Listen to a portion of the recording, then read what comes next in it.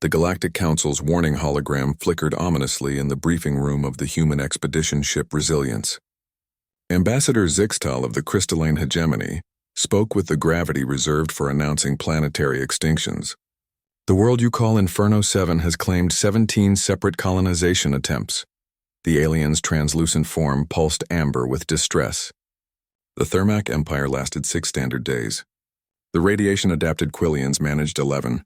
Even our hardiest species, the silicon-based Gorvani, evacuated after losing half their population in 3 weeks. Captain Sarah Chen exchanged glances with her crew. Behind Zixtal's hologram, data streams showed temperature readings that would liquefy most metals, atmospheric composition that could dissolve starship hulls, and gravitational anomalies that had torn apart survey drones. The planet experiences thermal fluctuations between -40 and +70 degrees Celsius. Zixtal continued. Atmospheric pressure varies by 30% hourly. Electromagnetic storms occur every 18 hours. The very ground shifts and buckles with tectonic instability. We implore you, choose another world. Commander Rodriguez leaned back in his chair, a grin spreading across his weathered face. Ma'am, he addressed Captain Chen. Did the ambassador just describe a Tuesday in Death Valley mixed with a Montana winter? Dr. Patel pulled up her tablet, cross-referencing the data. Actually, the temperature range is quite mild compared to our home planet. Earth swings from -89 to +57 Celsius. And this atmospheric pressure variation? That's just a strong weather front. Zixtal's form shimmered, and what the humans had learned indicated confusion. You experience such conditions naturally.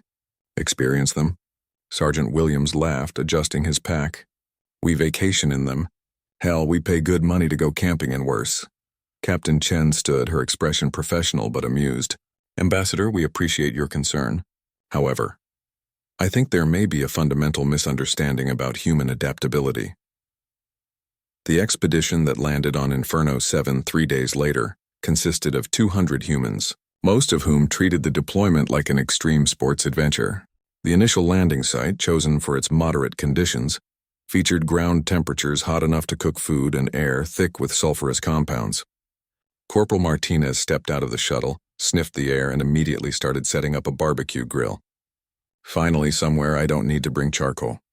The first electromagnetic storm hit 6 hours after landing.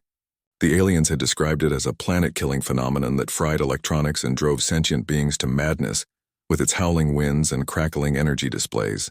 Private Johnson looked up from the solar panel array she was installing and shouted over the wind. Hey, this is just like those thunderstorms back in Oklahoma. At least there's no tornadoes. By the end of the first week, the humans had established Base Camp Alpha in what the previous 17 species had considered the uninhabitable zone. They'd constructed geothermal power generators to harness the planet's heat, installed atmospheric processors to convert the toxic gases into breathable air, and created a recreational area where off-duty personnel could enjoy what they called extreme hiking. The Galactic Council sent another transmission, this time from High Administrator Kreenock of the Voidborn Collective, whose species survived in the vacuum of space. Our sensors indicate not only survival, but expansion? How is this possible? Captain Chen appeared on screen, visibly sweating but grinning. Behind her, humans could be seen playing volleyball in what appeared to be a sulfur rain shower. Well, Administrator, it turns out your death world has some of the best extreme weather training conditions our military has seen. We're actually thinking of setting up a permanent facility. A permanent facility? Oh yes. The Environmental Adaptation Corps is already drawing up plans. The variable gravity makes for excellent strength training. The electromagnetic storms are perfect for testing our equipment durability. And the temperature swings. Outstanding conditioning for our Arctic and desert divisions. Dr. Vasquez jogged past the communication station, her morning run taking her through what the aliens had designated as a high lethality zone. She waved cheerfully at the camera while dodging a geyser of superheated gas. We've also discovered that the local mineral deposits are incredibly valuable, Chen continued. The geological instability that's been destroying alien settlements actually brings rare elements to the surface. Our mining teams call it Earth's most profitable Easter egg hunt.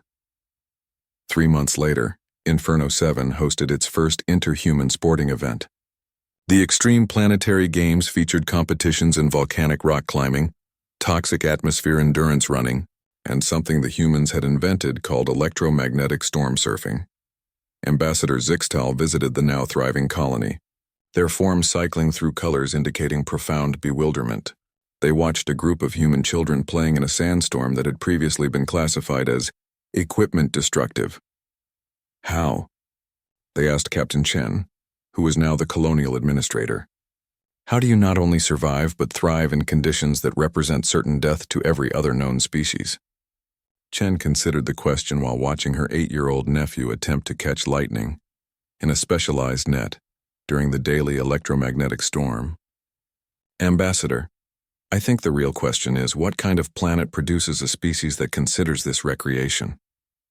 She gestured toward Earth's location in the star charts.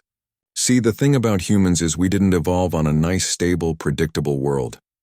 We come from a planet where the weather can kill you, the animals can kill you, the plants can kill you, and sometimes the very ground opens up and swallows cities. We learned to adapt because adaptation meant survival. A group of human teenagers ran past, laughing as they played tag through a field of acid geysers, their specially designed suits gleaming in the harsh light of Inferno 7's binary suns. We don't see death worlds, Chen concluded. We see summer camp. The Galactic Council updated their records that day. Inferno 7 was reclassified from extinction-level hazard to human recreational facility. A new warning was added to their databases. Caution. Humans consider extreme environmental hazards to be entertainment. Approach their colonies at your own psychological risk.